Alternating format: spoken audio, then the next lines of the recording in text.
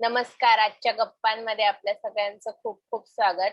आज खरं तर आपण एक मुलाखत घेणार आहोत आणि ही मुलाखत एका यशस्वी करिअरिस्ट वुमनची आहे. एका छोट्याशा गावातून येऊन तिने आपला सक्सेसफुल फूड कन्सल्टिंगचा व्यवसाय पुढे नेलाय. तर तिच्या या यशाच्या वाटचालीबद्दल आपण आजच्या मुलाखतीमधून जाणून घेऊ. नमस्कार सुमेधा, तुझं आजच्या कार्यक्रमात स्वागत. आणि नमस्कार. तुझ्याबद्दल तू सुरुवातीला थोडंसं सांग की म्हणजे तुझा करिअरचा प्रवास कसा आहे आणि तू कशी या फील्डमध्ये फूड सेफ्टी कन्सल्टिंगच्या बिझनेस मध्ये आलीस. ओके. सर्वप्रथम सर्वांना नमस्कार. जसं कनकनी सांगितलं, माझं नाव सुमेधा जळगावकर. मी परभणीची आहे, मूळची परभणीची.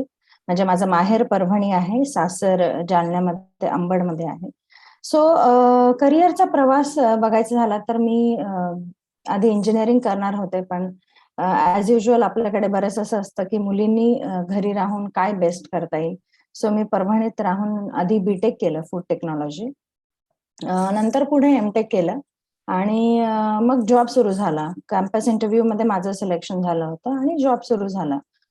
पण जॉब करता करता म्हणजे मी काही वर्ष जॉब केला, पण जॉब करता करता मला असं रिअलाइज झालं की रोज एकाच प्रकारचं काम किंवा रिपिटेटिव्ह काम मी करू नाही शकत. म्हणजे I was not comfortable in that. म्हणजे मग लॅबमध्ये जाऊन रोज फूड प्रोडक्ट्स मधलं प्रोटीन, फॅट आणि हे सगळं अनालिसिस करणे, यात मला काही दिवसांनी रस वाटेनासा झाला होता. आणि त्या विचारातच असताना मी काही ट्रेनिंग अटेंड केल्या बऱ्याच ठिकाणी, ज्या ISO किंवा फूड इंडस्ट्रीमध्ये जे स्टँडर्ड लागतात त्या सगळ्या मी ट्रेनिंग अटेंड केल्या. आणि त्या ट्रेनिंग घेत असताना मला रिअलाइज झालं की आपण अशा प्रकारचं काहीतरी वेगळं काम करू शकतो जिथे इंडिपेंडेंटली आपल्याला करता येईल आणि फ्लेक्झिबिलिटी पण असेल आणि रोज नवीन काहीतरी प्रोजेक्ट असेल. मी ते तुला एक विचारेन थोडं थांबून की फूड टेक्नॉलॉजी मध्ये तू बीटेक केलंस, राईट? मग ह्यामध्ये जर कुणाला करिअर करायचं असेल तर त्यांनी नक्की काय करायला पाहिजे? हो, नक्की. 12वी नंतर हे कसं ऍडमिशन होते किंवा ही प्रोसेस काय, कुठे याचं शिक्षण मिळतं, याबद्दल थोडक्यात सांगते. ओके. बीटेक फूड टेक्नॉलॉजी 12वी नंतरचा 4 वर्षाचा कोर्स आहे. ऍग्रिकल्चर युनिव्हर्सिटीच्या अंडर हा कोर्स आहे. महाराष्ट्रामध्ये खूप कॉलेजेस आहेत, म्हणजे गव्हर्नमेंट कॉलेज आणि प्रायव्हेट कॉलेजेस पण आहेत भरपूर. सो 12वी सायन्स झाल्यानंतर जनरल ग्रुप, इवन मॅथ्स असेल नसेल, तुम्ही हा कोर्स करू शकता. कारण बऱ्याच ठिकाणी हा जो काही लोकांचं मॅथ्स नसतं, पण त्यांना नंतर एक ऍडिशनल कोर्स करून हा बीटेक कोर्स कम्प्लीट करता येईल. सो इक्विव्हॅलंट टू इंजिनिअरिंग आहे. 4 वर्षाच्या कोर्समध्ये फूड सायन्स, फूड टेक्नॉलॉजी आणि अलाइड सब्जेक्ट सगळं शिकवलं जातं. इंजिनिअरिंग आहे, प्रोसेसिंग रिलेटेड आहे, मार्केटिंगच्या रिलेटेड आहे. एक्झामच्याच बेसिसवर याचे ऍडमिशन होतात का वेगळी सीईटी असते? नाही नाही, 12वीच्या 12थच्या ह्याच्यावरच आहे याचं. जेव्हा एमटेक आहे तेव्हा एंट्रन्स आहे. बरोबर, म्हणजे 12वीच्या मार्कांवरच हो ह्याचे हो ऍडमिशन होते. हो ओके. हो, ऍज ऑफ नाव तरी तसंच आहे. ह्याच्यामध्ये करिअरच्या संधी काय काय आहेत, म्हणजे कुठे कुठे जॉब मिळू शकतात किंवा काय स्कोप आहे? करिअरच्या संधी खूप आहेत. मी ह्यामुळे खूप आहेत असं म्हणते, कारण आपण बघितलं मागच्या काही वर्षामध्ये फूड प्रोसेसिंग ओव्हरऑल हा सेक्टर खूप चांगला ग्रो झालाय आणि इथून पुढे पण हा सेक्टर ग्रो होतच राहील. याचं मेन कारण असं आहे की आजकालची जीवनशैली झाली आहे लोकांची. लोकांकडे खूप वेळ नाहीये पदार्थ बनवण्यासाठी, म्हणून प्रोसेस फूडची डिमांड वाढतीये. सो अल्टिमेटली प्रोसेस फूडची डिमांड वाढल्यानंतर प्रोसेसिंग इंडस्ट्रीज किंवा कन्व्हिनियंट फूड, पॅक्ड फूड याची डिमांड पण वाढतीये. सो इंडस्ट्रीज पण ग्रो होत आहेत. सो डेफिनेटली फूड टेक्नॉलॉजीसाठी खूप चांगला स्कोप आहे. प्रोसेसिंग हा एक ऍस्पेक्ट झाला. त्याच्यासोबत सोबत आता नवीन नवीन काय म्हणतो आपण करिअर ऑप्शन्स पण ओपन झालेले आहेत खूप साऱ्या लोकांसाठी. जसं की टेक्निकल मार्केटिंग आहे, सेल्स आहे, जिथे तुमचं फूड टेक्नॉलॉजी बॅकग्राऊंड प्लस तुम्हाला मार्केटिंग स्किल्स असतील तर तुम्ही या फील्डमध्ये पण जाऊ शकता. इंडिपेंडेंटली पण तुम्ही बरंचसं काम करू शकता, ज्याच्यामध्ये कन्सल्टन्सी प्रोजेक्ट्स आहेत. बरेचदा R&D प्रोजेक्टसाठी पण कन्सल्टंट लोकांना लागतात. म्हणजे छोट्या कंपन्यांमध्ये रिसर्च डेव्हलपमेंट करण्यासाठी वेगळं डिपार्टमेंट नसतं, पण इंडिपेंडेंटली जर कोणी R&Dचं काम करत असेल तर त्यांना ते हवंय. सो अशा खूप साऱ्या संधी आहेत आणि मला असं वाटतं की इव्हन भारताच्या बाहेर पण प्रोसेसिंग आणि फूड इंडस्ट्रीमध्ये म्हणजे फूड इंडस्ट्रीमध्ये बऱ्याचशा आता संधी निर्माण झाल्यात. कारण आधी लोकांना तेवढं एक्सपोजर नव्हतं की कुठे जायचंय किंवा बाहेर पण भारताच्या बाहेर कुठले कोर्सेस आहेत जे आपण फूड टेक्नॉलॉजी बीटेकच्या नंतर करू शकतो आणि पुढे करिअर करू शकतो भारतामध्ये किंवा भारताच्या बाहेर पण. मला सांग सुमेधा, की तू हे जे फूड सेफ्टी कन्सल्टिंग करते ते नक्की काय असतं? जसं की तू हल्दीराम म्हणा किंवा मॅप्रो यासारख्या मोठ्या मोठ्या कंपन्यांना तुझी ही कन्सल्टिंग दिली आहे फूड सेफ्टीशी रिलेटेड, तर ते नक्की काय असतं? ओके. प्रत्येक फूड कंपनीसाठी आपण जेव्हा विचार करतो फूड सेफ्टीचा, त्यांच्यासाठी काहीतरी सिस्टीम लावल्या पाहिजे. सो रेग्युलेटरी मेकॅनिझम असतं की काय बेसिक गोष्टी तुम्ही फॉलो केल्या पाहिजेत फूड सेफ्टी एन्शुअर करण्यासाठी, किंवा वेगवेगळे इंटरनॅशनल सर्टिफिकेशन्स आहेत, जसं की हॅसअप नावाचं सर्टिफिकेशन आहे, ISO 22000 नावाचं सर्टिफिकेशन आहे. बरेचसे असे सर्टिफिकेशन्स आहेत जे फूड इंडस्ट्रीजला लागतात आणि माझा पर्टिक्युलर रोल असा आहे की फूड सेफ्टीसाठी लागणाऱ्या ज्या एलिमेंट्स आहेत ती सिस्टीम लावून देणे फूड कंपन्यांना, आणि हे जे वेगवेगळे सर्टिफिकेशन्स आहेत हे सर्टिफिकेशन्स घेण्यासाठी त्यांना जी मदत लागते ती करून देणं. म्हणजे स्टार्टिंग पासनं डॉक्युमेंटेशन असेल, त्यांना अवेअरनेस ट्रेनिंग्स देणं असेल किंवा त्यांच्या सिस्टीम सेट करून ऑडिट करणं असेल, ह्या सगळ्या प्रोसेसमध्ये मी त्यांना हेल्प करते आणि नंतर मग त्यांना सर्टिफिकेशन मिळतात ह्या पर्टिक्युलर स्टँडर्डसाठी. सो असा असा एक थोडक्यात रोल आहे माझा. ओके. हे तर मोठ्या कंपन्यांचं झालं. त्यांना त्यांचे प्लांटही मोठ्या प्रमाणावर असतील, त्याच्या प्रमाणात त्यांना क्वालिटी कंट्रोलही करावं लागत असेल. बरोबर. पण एक गृहिणी आहे किंवा एक म्हणजे अगदी एखादी कोणीही व्यक्ती आहे जिला बेसिक पासून आपला फूड बिझनेस स्टार्ट करायचंय, तर फूड बिझनेसचे पण वेगवेगळे ऍस्पेक्ट आहेत. जसं की कोणी एखादा ब्रँड तयार करेल एखाद्या फूड प्रोडक्टचा, किंवा कोणी Correct. स्वतःचं हॉटेल सुरू करेल, किंवा कोणाचं क्लाउड किचन जे आजकाल नवीन कॉन्सेप्ट आली आहे, ज्यामध्ये तुम्ही तुमचं किचन असतं, तिथे पदार्थ बनवता आणि फूड डिलिव्हरी देता सगळ्यांना. तर ह्या सगळे जर म्हणजे बिगिनिंग पासून जे सुरुवात करतायत त्यांनी काय काय नॉर्म्स असतात त्यांना जे फॉलो करावं लागतात, किंवा याच्या काही टिप्स आहेत का ज्या तू देऊ शकशील, ज्या आपल्या प्रेक्षकांना नक्कीच उपयोगी पडतील? नक्कीच. कुठलाही छोटा बिझनेस असेल किंवा कुठलाही छोटा व्यवसाय असेल, होम बेस्ड असेल किंवा अगदी छोट्या स्वरूपाचा जरी असला, तरी प्रत्येक बिझनेससाठी म्हणजे राइट फ्रॉम एक छोटासा पाणीपुरीचं हे असेल, ते पासनं ते 5 स्टार किचन पर्यंत प्रत्येक फूड बिझनेससाठी काही बेसिक रूल्स आहेत, जे फॉलो करणं आवश्यक आहे. जसं की लायसन्स, म्हणजे त्या बिझनेससाठी भारतामध्ये जर तुम्हाला तो बिझनेस करायचा असेल, तर तुम्हाला रजिस्ट्रेशन किंवा लायसन्स घ्यायला लागतं. जे food safety and standard authority of India FSSAI, बहुतेक सर्वांनी ऐकलं असेल, FSSAI द्वारा ते लायसन्स मिळतं. सो ते लायसन्स घेतलं पाहिजे. ते लायसन्स घेण्यासाठी काय काय गोष्टी ची पूर्तता करायला पाहिजे, किंवा ते लायसन्स घेतल्यानंतर बेसिक मिनिमम ज्याला आपण कंप्लायन्स म्हणतो किंवा बेसिक मिनिमम रूल्स जे फूड सेफ्टीसाठी आवश्यक आहेत ते कंप्लाय केले पाहिजेत. सो ह्या सर्व स्वरूपाचं काम सध्या आहे की जिथे कुठलाही छोटा बिझनेस असेल त्यांनी सुरू करताना ह्या गोष्टींची काळजी घेतली पाहिजे. बाकीचे ज्या गोष्टी आहेत जसं की सर्टिफिकेशन, ही ही पुढची गोष्ट आहे किंवा हे व्हॉलेंटरी आहे.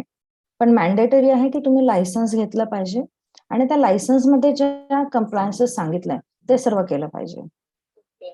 तर ते कंप्लायन्सेस काय असतात ते थोडक्यात सांगशील का? म्हणजे अगदी रिक्वायरमेंट्स बेसिक काय असतात? ओके. बेसिक रिक्वायरमेंट ह्या सर्व हायजीनशी रिलेटेड आहेत. म्हणजे तुम्ही कुठल्या गोष्टी फॉलो केल्या पाहिजेत जेणेकरून तुम्ही तुमच्याकडे जो प्रॉडक्ट बनवता आणि लोकांना सेल करता तो सेफ राहील. बेसिक एक्झाम्पल मी देऊ शकते जसं की पर्सनल हायजीनमध्ये काय फॉलो झालं पाहिजे किंवा पेस्ट कंट्रोल कसं केलं पाहिजे, कुठले बेसिक डॉक्युमेंट्स तुम्ही मेंटेन केले पाहिजे. कारण तुम्हाला कुठलाही एखाद्या पदार्थामध्ये काही कधी प्रॉब्लेम आला तर तुमच्याकडे काय रेकॉर्ड्स आहेत ज्याच्या थ्रू तुम्ही इन्व्हेस्टिगेशन करू शकाल. हे इव्हन कंप्लेंटच्या स्वरूपात किंवा इतरही वेळेस तुम्हाला काय आवश्यक आहे बेसिक मिनिमम, याच्याबद्दल मी बऱ्याच जणांना सांगते. किंवा अजून सॅनिटेशन, क्लिनिंग या प्रोसेस काय आहेत, कुठले इक्विपमेंट वापरले पाहिजे. अगदी छोट्यातली छोटी गोष्ट की एखादं आपण युटेन्सिल वापरतोय, एखादं भांडं वापरतोय, त्याचं साईज, शेप किंवा डिझाईन कसं असलं पाहिजे, ज्याला आम्ही टेक्निकल भाषेत हायजिनिक डिझाईन म्हणतो. कारण ह्या गोष्टी जरी दिसताना असं वाटत नसतील फार महत्वाच्या आहेत, पण जेव्हा आपण प्रोसेस करतो किंवा जेव्हा आपण बिझनेस चालू करतो आणि डे टू डे ऍक्टिव्हिटीजमध्ये एंगेज होतो, त्यानंतर कधीतरी असं जाणवतं की हे आपलं सुरुवातीपासून जरा चुकलंय.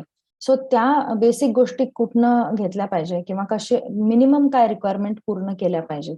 या सर्व गोष्टी सगळ्यांनी लक्षात घेतल्या पाहिजे, जेणेकरून फूड सेफ्टी तुम्ही पदार्थ बनवताय आणि लोकांना देताय, म्हणजे ही तुमची जबाबदारी आहे. सो त्याच्यासाठी तुम्ही ज्या गोष्टी फॉलो केल्या पाहिजे, त्या सगळ्या बद्दल मी जनरली सांगू शकते.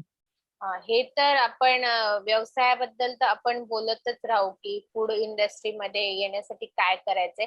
पण तुझ्या अगदी. वैयक्तिक यशाबद्दल पण आम्हाला थोडं समजावून सांगशील? म्हणजे तुझा हा जो प्रवास आहे तो खरंच थक्क करणारा आहे. जे तू एक यशस्वी बिझनेस वुमन आहे. यशस्वी बिझनेस वुमन बनणं हे इतकं सोपं नाहीये. तर तुझ्या या प्रवासातले चढ उतार किंवा तू नेमकी इकडे वळली कशी? म्हणजे तू केलंस बीटेक, दॅट्स गुड, पण त्याच्यानंतर तुला ह्या फील्ड मध्ये यावं असं का वाटलं? आणि ह्या यशाचा जो प्रवास आहे, कौटुंबिक पण पार्श्वभूमी आहे की कुटुंबाचं पण हम्म. काळजी घ्यावं लागते महिलांना. करेक्ट. ह्या सगळ्या गोष्टी तू कशा हँडल केल्यास त्याबद्दल पण आम्हाला सांगशील? ओके. जेव्हा मी सुरू केलं म्हणजे जेव्हा मी जॉबमध्ये होते आणि माझ्या डोक्यात हे सगळे विचार चालले होते की आपण इंडिपेंडेंटली. जॉब कुठे करत होतीस? मी आधी सर्वात आधी मॅप्रो फूड्समध्ये जॉब केला एमटेक झाल्यानंतर काही दिवस, आणि नंतर मी जेव्हा लग्नानंतर पुण्यात शिफ्ट झाले, तेव्हा मी केप्रा फूड्स, आय थिंक महाराष्ट्र लोकांनी डेफिनेटली ऐकलंच असेल, तिथे मी जॉब केला. सो तिथे जॉब करत असताना माझा रोल एक खूप स्पेसिफिक होता. एका प्रोजेक्टसाठी त्यांनी मला हायर केलं होतं. पण बेसिकली 2008 मध्ये रिसेशन आणि ह्या सगळ्या गोष्टी आल्या आणि तो प्रोजेक्ट म्हणजे पटकन एक्झिक्यूट होत नव्हता, आणि म्हणून मला थोडंसं हे होत होतं की आपण काय करतोय, रिपिटेटिव्ह तेच तेच काम करतोय आपण. सो डिसिजन घेताना मला फक्त एवढं होतं की आपण करूयात काहीतरी, म्हणजे खूप असं स्ट्रॉंगली मी डिसाईड केलं नव्हतं की मी कन्सल्टंट किंवा ट्रेनर बनेल. पण तेव्हा माझा विचार असा होता की मला जॉब सोडायचंय आणि वेगळं काहीतरी करायचंय. So let's do that. म्हणजे मी सुरू केलं. जेव्हा सुरू केलं तेव्हा सुरुवातीला बेसिकली माझ्यावर काही लायबिलिटीज ॲज सच नव्हत्या, फायनान्शियल लायबिलिटीज. त्यामुळे मी बऱ्यापैकी फ्री माइंडने हे सगळं करू शकले. म्हणजे असं नव्हतं कंपल्सरी की जॉब केलाच पाहिजे किंवा पैसे कमवलेच पाहिजे, असं माझ्या ह्याच्यावर काही नव्हतं. त्यामुळे मी थोडंसं फ्रीली करू शकले. पण जेव्हा एखादं आपण नवीन काहीतरी सुरू करतो, चॅलेंजिंग काहीतरी, एखादं चॅलेंज एक्सेप्ट करतो, आपल्याला माहिती की बऱ्याचशा अडचणी येऊ शकतात. सो मला काही चॅलेंजेस आले ह्या फील्डमध्ये, पर्टिक्युलरली जसं तू म्हणली कौटुंबिक फ्रंटवर म्हणूयात. माझी मुलगी लहान होती, ट्रॅव्हलिंग मला खूप करायला लागत होतं. सो हा एक चॅलेंजिंग होता, आणि बेसिकली एक स्त्री म्हणून किंवा एक आई म्हणून आपण जो विचार करतो ना, की आपण काम करतोय, आपण फिरतोय, ट्रॅव्हल करतोय, मुलगी आपली घरी आहे. सो थोडंसं इमोशनल लेव्हलवर मी म्हणजे चॅलेंजेस फेस केले. पण तुला सांगते मी, की मला त्या पर्टिक्युलर पिरियडमध्ये ज्या लोकांनी साथ दिली, त्यांनी मला जे सांगितलं, की ओके, ही एक फेज आहे किंवा हा एक काळ आहे. हा पास झाल्यानंतर तुला हे प्रॉब्लेम्स येणार नाहीत. सो थोडंसं मी इमोशनल फ्रंटवर चॅलेंज फेस केले, की खरंच वाटायचं आपण सक्सेस होऊ किंवा ना, म्हणजे होणार किंवा नाही होणार, आणि आपण हे सगळं थोडक्यात सॅक्रिफाईस करतोय हे कौटुंबिक लाईफमध्ये. तर हे कुठेतरी वर्थ होईल का? असं मला थोडंसं म्हणजे एका पर्टिक्युलर पिरियडमध्ये वाटलं होतं. प्रवासामध्ये ॲज सच मला कधीच काही प्रॉब्लेम आला नाही किंवा त्या फ्रंटवर मी कधी चॅलेंजेस फेस केले नाहीत. मुळात मला प्रवास आवडतो म्हणून मला कधीच काही वाटलं नाही.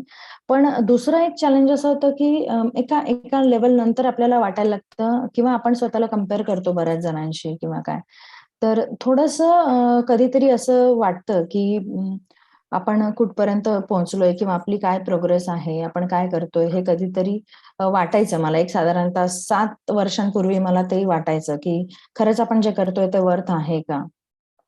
असे काही चॅलेंजेस मी फेस केले. पण ह्या सगळ्या चॅलेंजेसमध्ये मला अशा लोकांनी खूप योग्य पद्धतीनं मार्गदर्शन केलं. माझे मेंटर्स असतील किंवा माझ्या कुटुंबातले लोक असतील त्यांनी मला बरोबर म्हणजे माझा प्रॉब्लेम ओळखला आणि त्याला टू द पॉइंट अगदी मला म्हणजे समजून सांगितलं किंवा सांगितलं, सपोर्ट केला मेंटल लेवलवर, इमोशनल लेवलवर.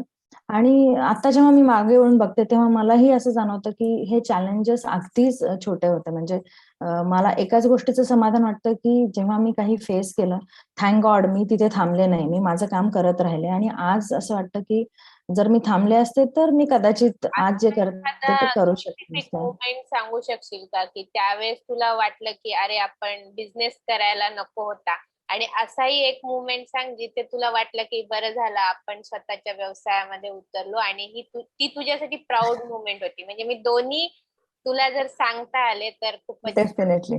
डेफिनेटली.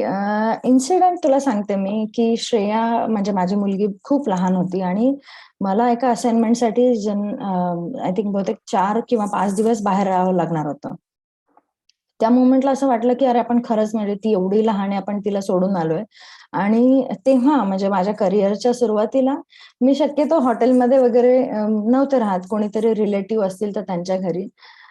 सो असंच एकदा मी एका रिलेटिव्हच्या घरी थांबले होते आणि म्हणजे 2-3 दिवसासाठी. तर विषय हाच निघाला, की असं म्हणजे "बापरे! तू काम करते, किती लहान आहे मुलगी, तू म्हणजे एवढं कशाला त्रास करून घेते?" वगैरे, वगैरे असे जे टिपिकल विषय असतात ना. तेव्हा त्या पिरियडला मला वाटलं, "अरे खरंच आपण काहीतरी चुकीचं करतोय की काय? आपण स्वतःच्या करिअर किंवा कदाचित माझ्या स्वतःच्या अॅम्बिशनसाठी फार काही हे तर करत नाहीये ना." असं मला एका पॉइंटला वाटलं होतं. तर ती एक लक्षात राहणारी घटना माझ्यासाठी आहे, की तेव्हा मला जरा इमोशनली वाटायला लागलं होतं, की आपण करतोय ते बरोबर करतोय ना, की अगदी मुलीचं सगळं तिला घरी ठेवून आपण बाहेर आलोय आणि एवढी लहान आहे ती.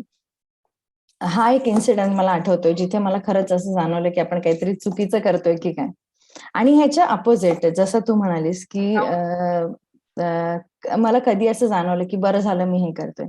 अ, एक इन्सिडेंट असं झाला, की एम-टेक करण्यासाठी माझा मुंबईला नंबर लागला होता आणि अ, काही कारणाने मी मुंबईला केलं नाही एम-टेक, परभणीलाच एम-टेक केलं. आणि माझे जे कंटेम्पररी माझे जे फ्रेंड्स आणि हे सगळे होते, बऱ्याच वर्षानंतर आम्ही सगळे एकत्र भेटलो होतो आणि चर्चा चालली होती, की कोण काय करतंय, जॉबमध्ये काय? आणि जेव्हा मी माझ्याबद्दल त्यांच्याकडनं ऐकलं किंवा ओव्हरऑल त्यांच्या लाईफमधले जे स्ट्रेस आहेत जॉब्सचे, याच्याबद्दल ऐकलं, तेव्हा मला असं जाणवलं, की अरे मी इनफॅक्ट खूप बेटर करते ह्या सगळ्या लोकांपेक्षा. त्यांचं जे लाईफ आहे आणि माझं जे लाईफ आहे, म्हणजे क्वालिटी ऑफ लाईफ किंवा माझी आयडेंटिटी असेल, माझं जे काम आहे, जे इंडिपेंडंट मी करते, त्याच्याबद्दल मला ऐकून असं जाणवलं, की मी ह्या लोकांपेक्षा कितीतरी बेटर करते. सो हे 2 इन्सिडेंट आहेत जिथे एक्स्ट्रीम म्हणजे मला एका पॉइंटला असं वाटलं होतं, की मी चुकीचं करते आणि एका पॉइंटला असं वाटलं, की मी अगदी बरोबर करते.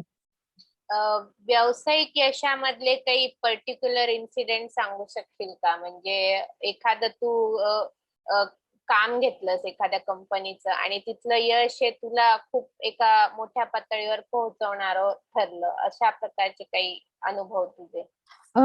मी माझ्या स्वतःच्या वैयक्तिक लेव्हलवरचे सांगू शकते. कारण म्हणजे 1-2 असाइनमेंटमध्ये असं होतं, की खूप चॅलेंजिंग सिच्युएशन होती. तिथे गेल्यानंतर मला असं जाणवलं, की जसं बोलणं झाले त्यापेक्षा कितीतरी जास्ती किंवा कितीतरी डीप लेव्हलचं काम मला ते करायला लागणार होतं. तुला सांगताना प्रॉब्लेम नसेल, म्हणजे तुझ्या बिझनेस एथिक्स मध्ये ते बसणार असेल, तर हं, तू हं. कंपनीच्या नावासहित आणि एक्झॅक्ट म्हणजे काय होतं ते सांगू शकशील? ओके. एक कंपनी होती असोसिएटेड ब्लेंडर म्हणून. तिथे गेल्यानंतर मला असं चॅलेंज किंवा मला असं त्यांनी सांगितलं, की आमच्याकडच्या लोकांना काहीच म्हणजे अवेअरनेस नाहीये. सो तुम्हाला अगदी स्क्रॅचपासून करायला लागेल.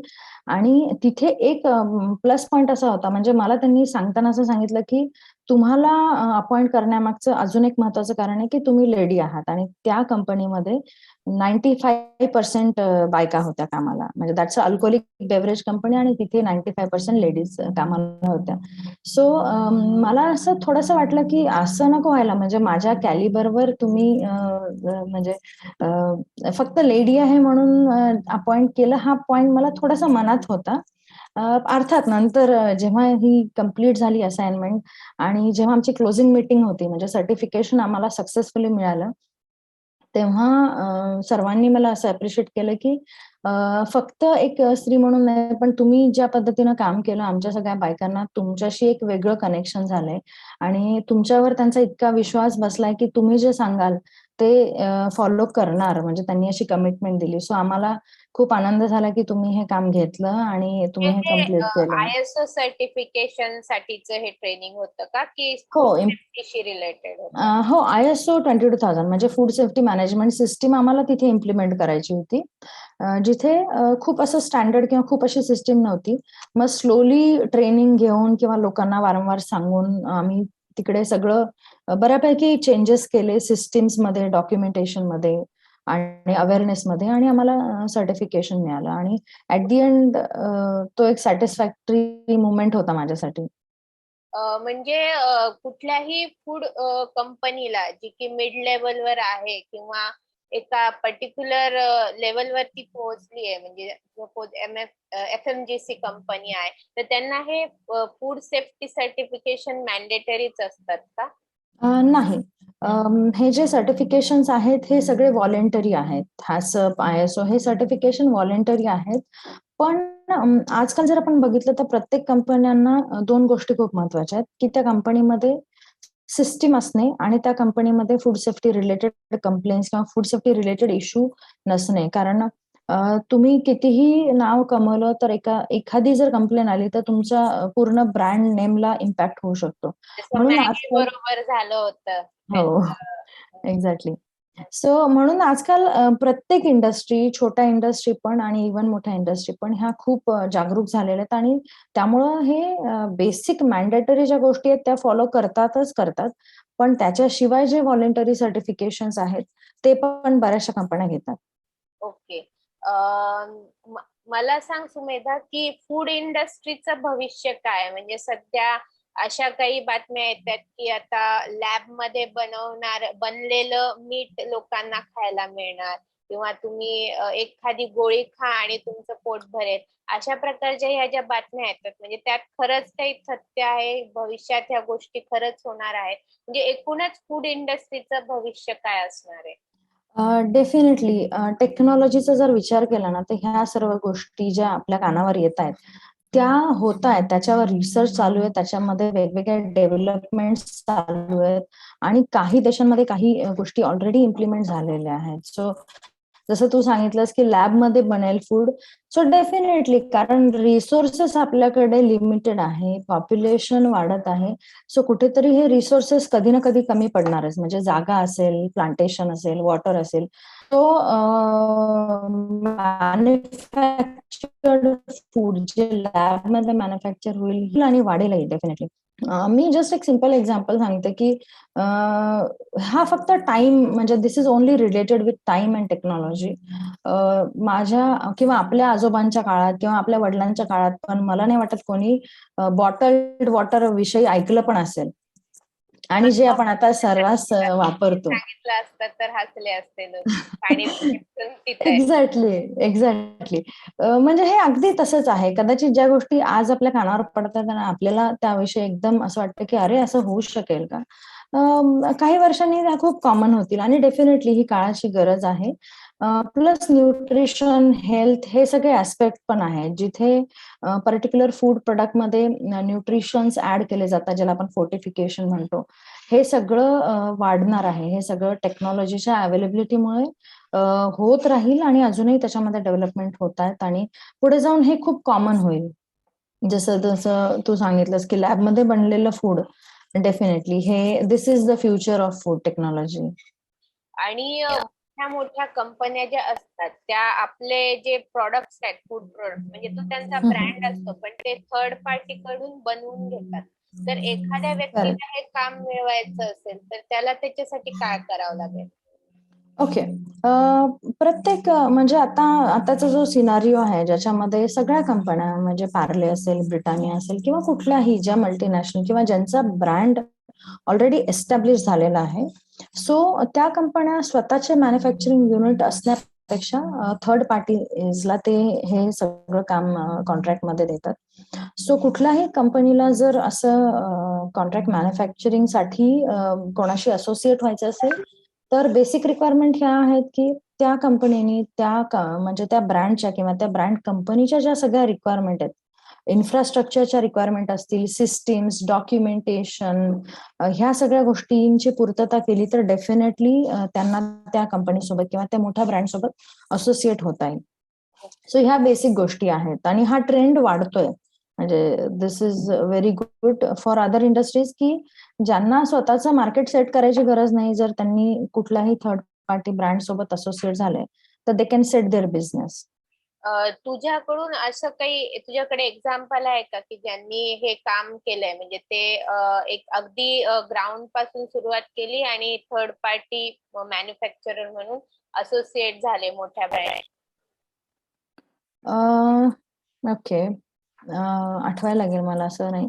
पण सप्लायर म्हणून मी नक्की सांगू शकेल. Third party manufacturer is another thing, पण एखाद्या मोठ्या कंपनीसाठी सप्लायर कंपन्या ज्या रॉ त्यांचं मटेरियल जसं की त्याचं सप्लाय म्हणते का? रॉ हा, येस, रॉ मटेरियलचं सप्लाय. मी जस्ट एक एक्झाम्पल सांगते जिथे मी एका छोट्याशा कंपनीमध्ये काम केलंय.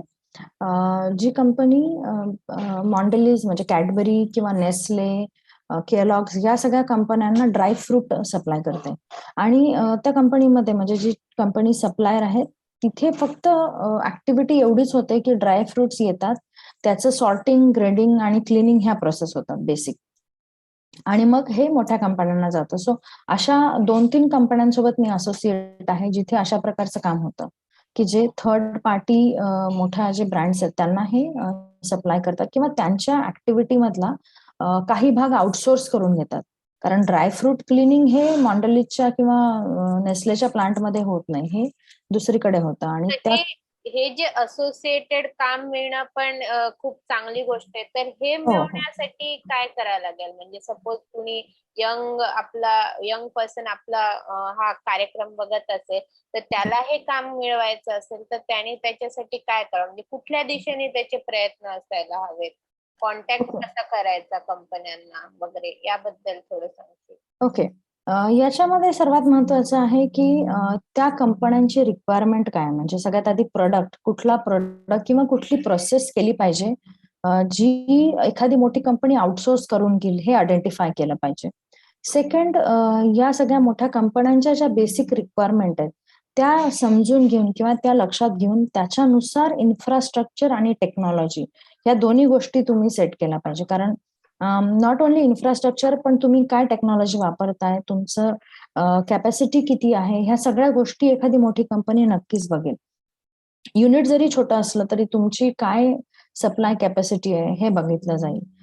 थर्ड, जसं मी आधी पण सांगितलं की त्या कंपनीमध्ये सिस्टीम्स म्हणजे फूड सेफ्टीसाठी, क्वालिटीसाठी, कन्सिस्टन्सीसाठी काय सिस्टीम तुम्ही इम्प्लिमेंट करताय हे सर्वात महत्वाचं आहे. सो आय थिंक ह्या 3-4 महत्वाच्या गोष्टी बघून तुम्ही ठरवू शकता की कुठला बिझनेस करायचा आहे. लोकेशन पण महत्वाचं आहे की तुम्ही ज्या लोकेशनला तुमचं युनिट सुरू करणार आहात त्याच्या आजूबाजूला काय बिझनेसेस आहेत त्याच्या अनुषंगाने तुम्ही डिसाइड करू शकता. सो आय थिंक ह्या गोष्टी लक्षात, इंडस्ट्रीज ओपन आहेत, म्हणजे मल्टीनॅशनल इंडस्ट्रीज कडे तुम्ही जर अप्रोच केला तर दे आर विलिंग, म्हणजे ते इंटरेस्टेड आहेत की तुमचा सेटअप तुमच्याशी बिझनेसच्या बाबतीत पुढे बोलणी करण्यासाठी ते डेफिनेटली इंटरेस्टेड आहे.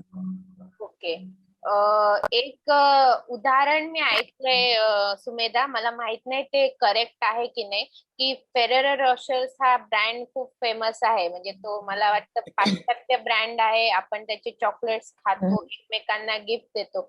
पण त्याचा जो प्लांट आहे तो बारामती मध्ये आहे असं मी ऐकलं. तर मग अशा प्रकारचं जर कुणाला काही काम करायचं असेल, म्हणजे फॉरेन ब्रँड आहे आणि त्यांचं काम भारतात करायचंय, तर त्याच्यासाठी काय, म्हणजे फॉरेन कंपनीजना कसं अप्रोच करायचं, किंवा एखादा भारतीय ब्रँड असा इंटरनॅशनल लेवलवर फेमस कसा होऊ शकतो, त्यासाठी त्यांनी काय स्ट्रॅटेजीज वापरायला पाहिजे?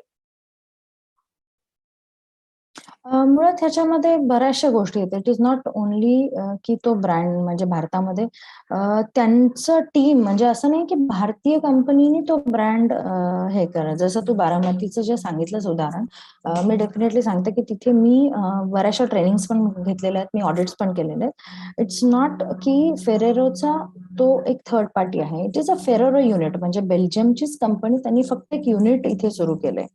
आणि त्याचं जे म्हणजे ओनर्स किंवा त्याचं जे आपण म्हणूयात ना स्टेक होल्डर्स आहेत, हे सगळे फॉरेनर्सच आहेत.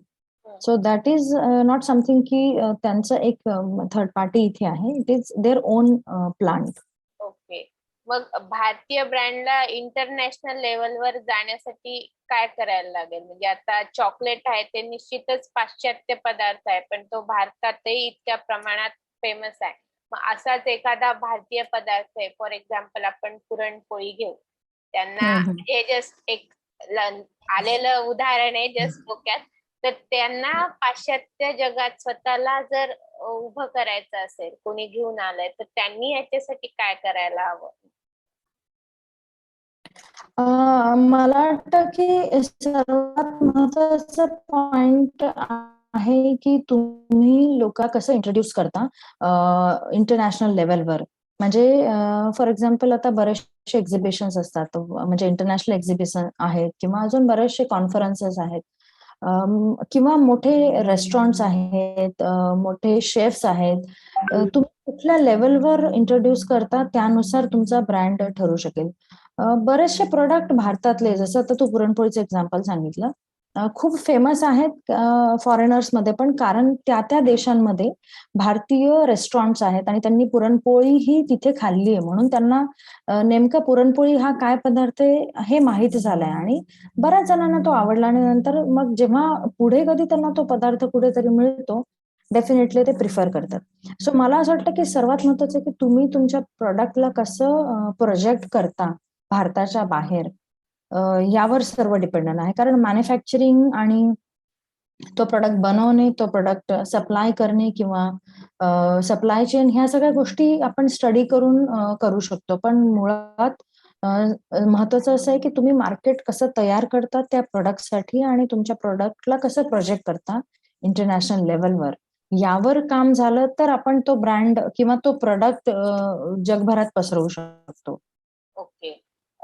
अजून सध्या एक गाजणारा मुद्दा आहे सुमेधा, तो मला माहित नाही किती आपल्या मुलाखतीशी रिलेटेड आहे. ते म्हणजे कॉन्ट्रॅक्ट फार्मिंग. तर कॉन्ट्रॅक्ट फार्मिंग मध्ये शेतकरी एक बल्क मध्ये एका मॅन्युफॅक्चररला आपलं प्रोडक्ट देतो. फॉर एक्झाम्पल बरोबर. मॅकडोनल्डला बटाटे देतात. तर ह्यामधले म्हणजे ह्याच्यामधले प्रोज अँड कॉन्स काय आहेत? म्हणजे चांगल्या गोष्टी आणि वाईट गोष्टी काय आहेत? आणि हे शेतकऱ्यांसाठी खरंच फायद्याचं ठरेल का? आणि असं जर कुणाला काही करायचं असेल तर त्यांना काही सर्टिफिकेशन वगैरेची गरज असते का? हो, नक्कीच. ही जी कन्सेप्ट आहे कॉन्ट्रॅक्ट फार्मिंग, ही काही वर्षांपूर्वी आलेली आहे आणि आता खूप फूड इंडस्ट्रीमध्ये ही खूप फेमस कन्सेप्ट आहे. आणि मला डेफिनेटली पर्सनल लेव्हलवर असं वाटतं की ह्या कन्सेप्टचा किंवा ह्या ओव्हरऑल गोष्टीचा शेतकऱ्यांना खूप फायदा नक्कीच होऊ शकेल. कॉन्ट्रॅक्ट फार्मिंगमध्ये जी कंपनी आहे ती तुम्हाला राईट फ्रॉम बेसिक, म्हणजे इन्फ्रास्ट्रक्चर काय लागतं किंवा तुम्हाला सीड्स कुठले बी बियाणं लागतं किंवा सर्व प्लांटेशन टेक्नॉलॉजी, हार्वेस्टिंग टेक्नॉलॉजी, या सर्वांमध्ये हेल्प आणि गाईडन्स, सपोर्ट करतात. आणि तुम्ही जे प्रोड्यूस म्हणजे तुम्ही जो माल हे प्लांटेशन किंवा तुम्ही जे प्रोडक्ट हे करताय त्याच्यासाठी एक फिक्स कॉन्ट्रॅक्ट तुमच्याशी केलेलं असतं की एवढी क्वांटिटी, त्याचं एवढं फिक्स प्राइस. आणि शेतकऱ्यांना त्या गोष्टीचा डेफिनेटली फायदा होईल, कारण शेतकऱ्यांना त्यांचा जो माल आहे त्याचा एक पर्टिक्युलर व्हॅल्यू त्यांना मिळेल. त्यांना कुठलाही मार्केटच्या इतर गोष्टींवर डिपेंडंट राहायची गरज नाही किंवा दुसरी सप्लाय चेनवर डिपेंडंट राहायची गरज नाही. सो मला वाटतं की हे खूप बेनिफिशियल आहे शेतकऱ्यांसाठी. सो डेफिनेटली त्यांचा जो प्रोडक्ट आहे, त्यांचा जो माल आहे, त्याला एक रेग्युलर मागणी आणि रेग्युलर किंवा एक कॉन्स्टंट प्राइस त्यांना मिळेल. आणि आणि सपोर्टही त्यांना सगळ्या बाबतीत मिळतो ह्या सर्व ह्याच्याकडनं. म्हणजे मी ते ते त्यांना टेक्निकल सपोर्ट पण देतात हो, का, हो, की हो. किती प्रमाणात खतं द्यायची किंवा ऍब्सोल्युटली, ऍब्सोल्युटली. आणि ह्याच्यासाठी काही सर्टिफिकेशनची आवश्यकता असते का? हो, आहे. मी जस्ट एक एक्झाम्पल सांगते. नाशिकला एक कंपनी आहे, कागोमी नावाची एक जॅपनीज कंपनी आहे. जिथे मी काम केलेलं आहे, म्हणजे प्रोजेक्ट केलेला आहे. तर तिथे मी बघितलं की खूप सुंदर पद्धतीनं कॉन्ट्रॅक्ट फार्मिंग चं कन्सेप्ट राबवण्यात आलेली आहे. तिकडे पूर्ण पर्टिक्युलर टोमॅटोज, त्याचं ती व्हरायटी, त्याचं प्लांटेशन, त्याच्यासाठी लागणारं सर्व इन्फ्रास्ट्रक्चर किंवा रिसोर्सेस ते प्रोव्हाईड करतात. शेतकऱ्यांना जाऊन ट्रेनिंग्स देतात. सगळ्या गोष्टी मध्ये ते सपोर्ट करतात आणि मग त्यांच्याकडनं तो प्रॉडक्ट टोमॅटो हार्वेस्ट केल्यानंतर ते बायबॅक करतात त्यांच्याकडनं. आणि काही सर्टिफिकेशन्स हो डेफिनेटली बऱ्याच ठिकाणी आता ऑर्गॅनिकच्या रिलेटेड पण काम सुरू आहे, की ऑर्गॅनिक प्रोडक्ट्स बद्दल पण हे सुरू आहे, ऑर्गॅनिक सर्टिफिकेशन. आणि जसं फूड इंडस्ट्रीसाठी ISO किंवा हे सर्टिफिकेशन आहे, तसंच फार्मिंग इंडस्ट्रीसाठी ग्लोबल गॅप नावाचं सर्टिफिकेशन आहे. सो त्याच्यामध्ये पण बऱ्याच शेतकऱ्यांना म्हणजे ओव्हरऑल सिस्टीम सेट करण्यात मदत होऊ शकते. मला सांग सुमेधा, जर मला एखाद्या म्हणजे एखाद्या फूड बिझनेस मध्ये जायचंय, ओके, हा. तर त्यामध्ये सुरुवात करताना ऍज अ वुमन बर का, म्हणजे एक महिला हम्म. म्हणून या बिझनेस मध्ये जायचंय, तर त्यामध्ये मला काय चॅलेंजेस असतील? मला असं नाही वाटत की स्त्री किंवा पुरुष म्हणून असं काही वेगळे किंवा पर्टिक्युलर चॅलेंजेस असतील. म्हणजे मला तरी पर्सनल लेव्हलवर असं वाटत नाही. ओव्हरऑल चॅलेंजेस सिमिलर आहेत, की तुम्ही काय म्हणजे बेसिक्स पासून सुरू करता, तुम्ही कुठला प्रोडक्ट निवडता किंवा तुम्ही सगळे लायसन्सेसची पूर्तता करता की नाही, तुमच्याकडे काय सिस्टीम्स आहेत, हे सगळे बेसिक गोष्टी असू शकतील. मी तरी पर्सनल लेव्हलवर असं नाही म्हणणार की ऍज अ वुमन म्हणून काही पर्टिक्युलर चॅलेंजेस येऊ शकतील. कदाचित मार्केटिंगच्या रिलेटेड तुम्ही हे करू शकता, की मार्केटिंगमध्ये तुम्ही कुठल्या लेव्हलवर मार्केटिंग करू शकता किंवा किती तुमचा रीच वाढवू शकता. इथे कदाचित थोडासा इश्यू येऊ शकेल. पण अदरवाईज मला असं पर्टिक्युलर काही वाटत नाही, की महिलांना काही खास चॅलेंजेस फूडमध्ये किंवा कुठल्याही बिझनेसमध्ये येत असतील, इव्हन आत्ताच्या काळामध्ये. अजून एक महत्वाचा मुद्दा आहे सुमेधा, की सध्या भेसळ किंवा अडल्ट्रेशन जे म्हणतो आपण, त्याचा खूप मोठा प्रश्न आहे. दिवाळीच्या काळात सुद्धा आपण बातम्या बघतो की हो. खव्यामध्ये भेसळ आहे किंवा या सगळ्या गोष्टी. तर याच्याबद्दल तुझं मत काय आहे? Definitely as a food safety consultant आम्ही जेव्हा फूड इंडस्ट्रीमध्ये जातो, तेव्हा आम्ही फक्त ह्या गोष्टीचा विचार करत नाही की कॉन्टॅमिनेशन कुठून होईल. कारण आजकाल म्हणजे काही वर्षांपासून फूड सेफ्टीची डेफिनेशनच ही झाली आहे, की फूड सेफ्टी म्हणजे अडल्ट्रेशन पासून पण फूड प्रॉडक्टला तुम्ही कसं सेफ ठेवता आणि अदरवाईज पण कसं सेफ ठेवता. ह्या सगळ्या गोष्टी वाढलेल्या आहेत आणि पर्टिक्युलरली मी सांगू इच्छिते की टेक्नॉलॉजी जशी ऍडव्हान्स झाली आहे किंवा बऱ्याचशा गोष्टी म्हणजे पर्टिक्युलर एक्झाम्पल आहे की पॅन्डेमिक. आता जे आपण कोविड-19 जगभराने पूर्ण जगाने हा जो प्रॉब्लेम किंवा ही जी सिच्युएशन फेस केली आहे, त्याच्या दरम्यान आणि त्याच्यानंतर पण खूप साऱ्या गोष्टींमध्ये भेसळ, अडल्ट्रेशन किंवा ह्या सगळ्या इंटेन्शनल गोष्टी खूप वाढलेल्या आहेत. सो त्याच्यासाठी बरेचसे म्हणजे बरेचसे टेस्ट आहेत किंवा सप्लायरच्या बद्दल तुम्ही किती ट्रस्टेड आहात, ह्या पण गोष्टी महत्वाच्या आहेत. सो अडल्ट्रेशन हे वाढतंय याच्यासाठी की बऱ्याचशा टेक्नॉलॉजी अवेलेबल आहेत. लोकांना कुठलंही काम किंवा कुठल्या गोष्टींमधनं जास्तीत जास्त फायदा कसा घेता येईल अशी मेंटॅलिटी वाढत आहे. इव्हन फूड प्रोडक्ट्समध्ये पण हे सगळं वाढलेलं आहे. पण ॲज अ मॅन्युफॅक्चरर किंवा ॲज अ कन्सल्टंट मी हे सांगेल की हे सगळं अडल्ट्रेशन होतंय. पण त्याच्यासोबत तुम्हाला हे पण माहिती पाहिजे की कुठल्या प्रॉडक्टमध्ये पॉसिबल अडल्ट्रेशन कुठले होऊ शकतात आणि त्या ओळखण्याच्या पद्धती पण आहेत. साध्या इव्हन घरगुती टेस्ट पण आहेत. FSSAIचं जे वेबसाईट आहे त्याच्यावर एक खूप सुंदर असं मॅन्युअल आहे, डार्ट बुक नावाचं, ज्याच्यामध्ये आपण बेसिक घरच्या घरी कुठल्या टेस्ट करू शकतो, जेणेकरून आपल्याला कळू शकेल की ह्या प्रॉडक्टमध्ये अडल्ट्रेशन, भेसळ झालीये की नाही झालीये. सो जागरूकता हा मला असं वाटतं सर्वात महत्वाचा मुद्दा ठरेल ह्या सगळ्यांमध्ये, की तुम्ही कितपत जागरूक आहात आणि तुम्ही काय डिमांड करता. सुमेधा खर तर एक व्यावसायिक म्हणून यशस्वी आहेच, पण ती एक बहुश्रुत व्यक्तिमत्व पण आहे. म्हणजे तिला कला साहित्य या विषयांमध्ये पण रुची आहे. आपल्या विविध अनुभवावर आधारित तिने मनातलं हे ललित लेखांचं पुस्तक लिहिलेलं आहे. हिचं ते पुस्तक आहे. तर सुमेधा, तुझ्या या पुस्तकाबद्दल पण आम्हाला नक्कीच जाणून घ्यायला आवडेल. डेफिनेटली. मुळात लिहिण्याची आवड मला होतीच. म्हणजे मला वेळही मिळायचा माझ्या प्रवासामुळे किंवा कदाचित माझ्या कामामुळे मला हे करता आलं. म्हणजे कामानिमित्त मी भारतभर फिरले. प्रवासात असताना किंवा हॉटेलमध्ये मी थांबली आहे. काहीतरी अनुभव आहे जो मला कोणाशी तरी सांगावासा वाटतोय आणि कोणी नेमकं नाहीये, तर मी लिहायला सुरू केलं. सो प्रवासामध्ये मग मी हे सगळ्या गोष्टी WhatsAppवर लिहून ठेवत होते आणि नंतर मी सेव्ह केलं.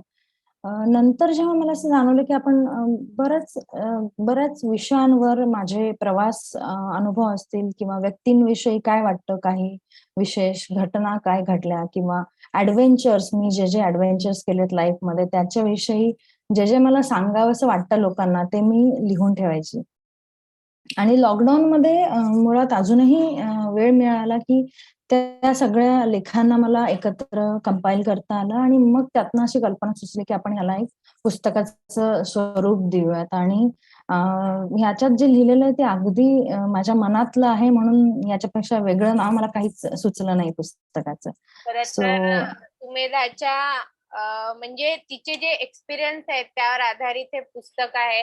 तुम्ही नक्की हे पुस्तक ऑर्डर करा. मी डिस्क्रिप्शन बॉक्स मध्ये याचे डिटेल्स देईनच आणि तुम्हाला वाचायला हे पुस्तकही नक्की आवडेल. तेव्हा नक्कीच तुम्ही हे पुस्तक घेऊ शकता.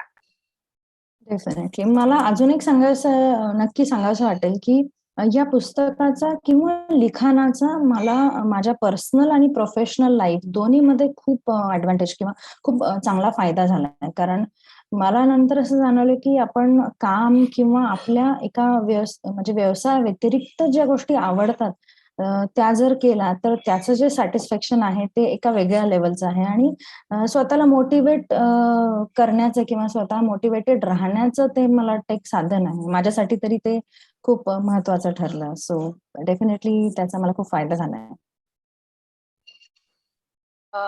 तू खरं तर खूपच छान मार्गदर्शन केलंस सुमेधा.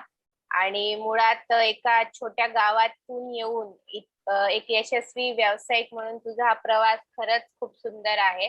आणि तू ही जी माहिती दिली ती एका ऍस्पायरंट बिझनेस वुमन किंवा बिझनेस मॅन साठी सुद्धा खूप महत्वाची आहे. प्रेक्षकांनो, आपल्यालाही हा व्हिडिओ कसा वाटला ते आम्हाला कमेंट मध्ये नक्की कळवा. आणि तुमचे जर काही प्रश्न असतील ते कमेंट मध्ये नक्की लिहा. जर ह्या कमेंट्स आल्या तर आपण त्याच्यावरही एक सुमेधाचा व्हिडिओ नक्की बनवू, ज्यामधून आपल्याला स्वतःचा फूड बिझनेस करण्यासाठी मार्गदर्शन मिळू शकेल. आणि सुमेधाच्या वेबसाईटचा ऍड्रेसही मी आपल्या डिस्क्रिप्शन बॉक्स मध्ये देईन. तुम्हाला जर तिच्याकडून डायरेक्ट काही मार्गदर्शन हवं असेल किंवा मेंटरशिपही हवी असेल तर तुम्ही नक्की घेऊ शकता. फूड इंडस्ट्री हा सध्याचा एक गोल्डन बिझनेस आहे. FMGC ला आता खूप मोठ्या प्रमाणात संधी मिळते आजच्या काळात. तर तुम्ही पण ह्या बिझनेस मध्ये आता नक्कीच एंट्री करू शकता आणि सुमेधा तुम्हाला नक्कीच मार्गदर्शक करू शकेल. सुमेधा, तू आपला मौल्यवान वेळ आम्हाला दिलास त्याबद्दल तुझे खूप खूप आभार. आपण अजूनही तुझ्या सोबत असेच व्हिडिओ बनवत राहू अशी मला नक्कीच आशा पण आहे आणि खात्री आहे. तर तुझे खूप खूप आभार. धन्यवाद. Thank you so much Kanak. मलाही खूप आनंद झाला की वुमन विश्वच्या प्लॅटफॉर्मवर येऊन मला पुन्हा एकदा इंटरॅक्ट करायची संधी तू दिलीस आणि डेफिनेटली मला पुढेही आवडेल कुठल्याही पद्धतीने हेल्प करण्यासाठी किंवा कुठलंही मार्गदर्शन जे माझ्याकडनं मी करू शकेल पर्सनल लेवलवर आणि प्रोफेशनल लेवलवर.